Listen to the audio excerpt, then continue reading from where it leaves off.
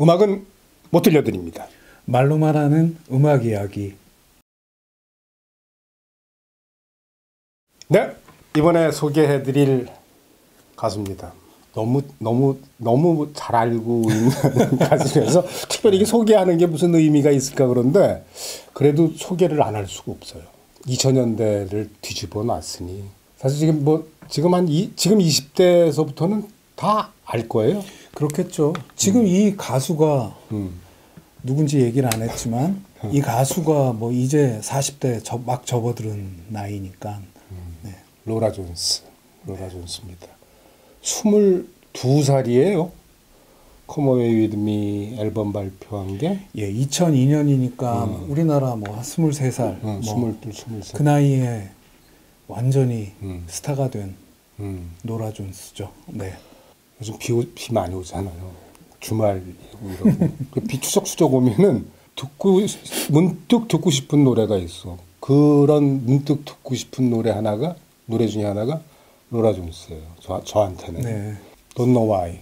뭐 이건 정말 그 2000년대 초반에, 그러니까 정확히 얘기하면 2002년에 발표됐는데 2003년에 터진 거죠. 네. 그래서 2003년에 Come Away With Me로 그래미상을 갖다 무려 7개를 그랬다고 하더라고요. 7개를 네. 수상을 했어요. 이 시절을 아주 그냥 굉장히 선명하게 기억하는데 2001년 9.11, 2002년 월드컵.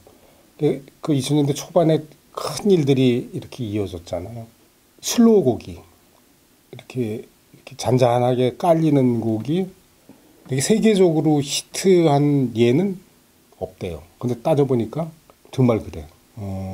왜 그런가 평론가들이 많이 따졌는데 2001년 9.11 사태 때 상처 입은 미국인들이 그 마음, 이게 로라 존스의 노래가 이렇게 탁 얹어졌다는 거예요. 이제 네 곡을 갖다가 선곡을 해봤는데요. Don't Know Why, Come Away With Me, 그 다음에 Sunrise, 그 다음에 For the Good Time.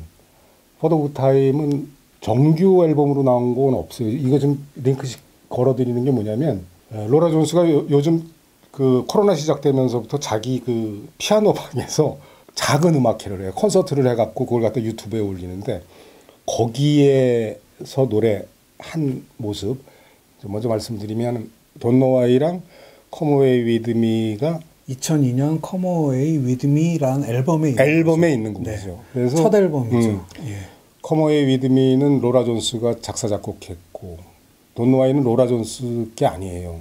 예, 그 동료 예. 기타리스트 제시 해리스 작곡이더라고요. 작곡이죠. 그 사람이야말로 대박 난 거죠. 네. 저작권요. 그렇겠죠. 예. 로라 존스 음악을 얘기할 때 이게 재즈냐, 이게 브루스냐, 이게 펑크냐 다 맞아. 그런 요소가 다 있어. 그리고 이제 재즈가 아니라고 그러는 사람들이 처음에 더 많았어요. 근데 이게 블루노트에서 나온 거잖아. 그렇죠. 뭐니 해도.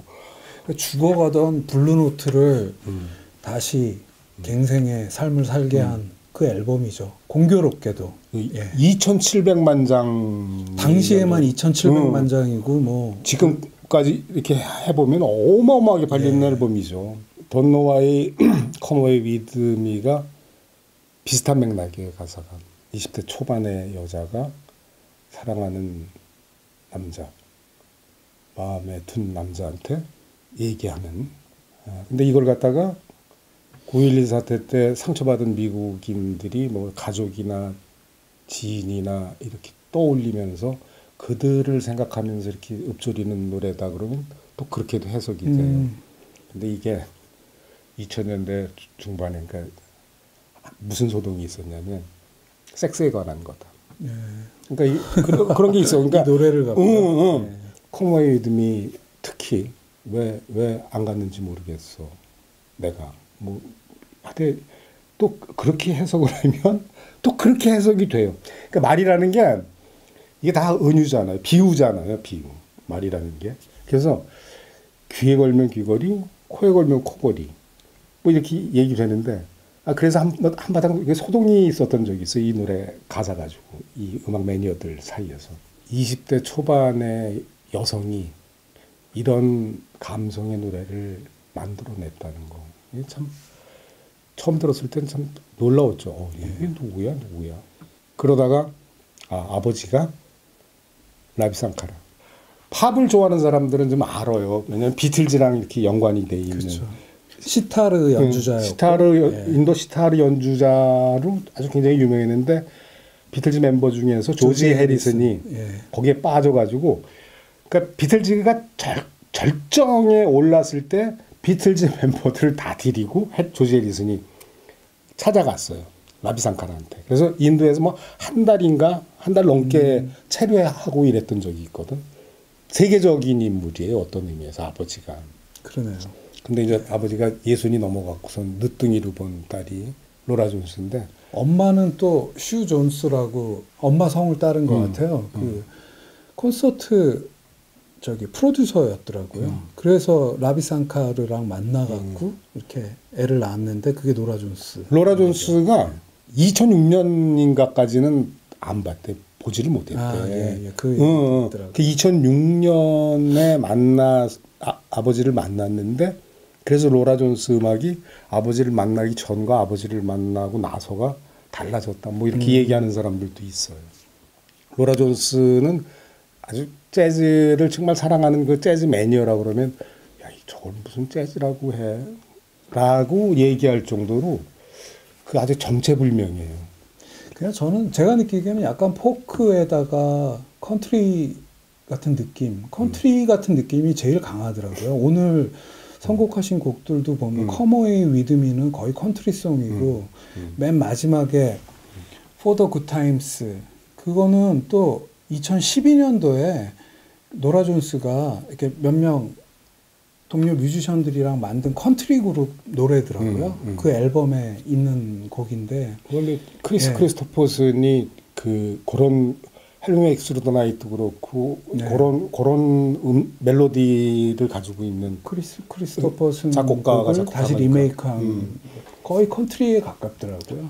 그러니까 For the Good Time 마지막에 링크한 곡을 갖다가 제가 이렇게 오늘 소개해드리는 건, 사실 팝 좀 좋아하면은 우리나라에선 헬로웨이 엑스루 더 나이트 모르면은 간첩이거든요. 특히 올드 팬들 70년대 80년대 음악 들었던 팝 매니어라면 그냥 늘 어디서나 듣던 게 헬로웨이 엑스루 더 나이트야. 그게 크리스토퍼슨 작곡인가요? 그 작곡. For the Good Time도 크리스토퍼슨 작곡. 그렇죠. 근데 로라 존스가 음색도 그렇고 크리스토퍼슨이랑 해리 닐슨. 해리 닐슨 정말 좋아하나 봐요. 해리 닐슨 생일에 뭐 축하 트위트 올리고 윌리 닐슨이다. 윌리 닐슨. 윌리 넬슨? 윌리 넬슨. 역시 컨트리 가수. 윌리 넬슨을 갖다 그렇게 좋아. 그러니까 리스펙트해요. 그래서 그 생일날 트윗도 올리고 자기 그 피아노 방에서 윌리 넬슨을 위해서 그래요? 노래도 해서 올리고 뭐 이러더라고. 근데 가만히 보면 그 컨트리 풍이 짙어요. 로라 존스가 보면 정말로. 근데 꼭 그러느냐? 그렇지 않아요. 로라 존스가 이렇게 노래를 갖다 부르면 그 멜로디 이렇게 그림자가 같이 이렇게 깔려가. 로라 존스 목소리에서는 그런 게 느껴져. 이게 소리가 노래를 갖다 딱 하면 그 노래 밑으로 이렇게 같이 그림자가 이렇게 같이 하나 이렇게 같이 깔려가는 것 같아요. 묘한 그 분위기를 갖다 이렇게 끌어내는 목소리, 그렇죠. 창법이고. 매력 있죠. 원래 피아노를 전공했대요. 피아노를 전공했는데 대학 시절부터 뭐 이름난 재즈 보컬리스트였대요. 그러니까 아주 두각을 나타냈었는데, 아까 얘기했지만 엄마 영향으로, 엄마가 빌리 홀리데이 광팬이나 봐. 광팬이 아니고 그냥 누구나 다 음악 좋아하면 좋아하죠. 앨범이 8장 있는데 그 앨범 8장을 어려서 다 이렇게 듣고 엄마 따라서 이렇게 한 거죠. 16살 때 처음 노래를 스테이지에 섰대. 그래서 처음 공개된 장소에서 노래를 했는데 그때 부른 노래가 빌리 홀리데이 노래예요. 그러니까 빌리 홀리데이를 정말 좋아한대요.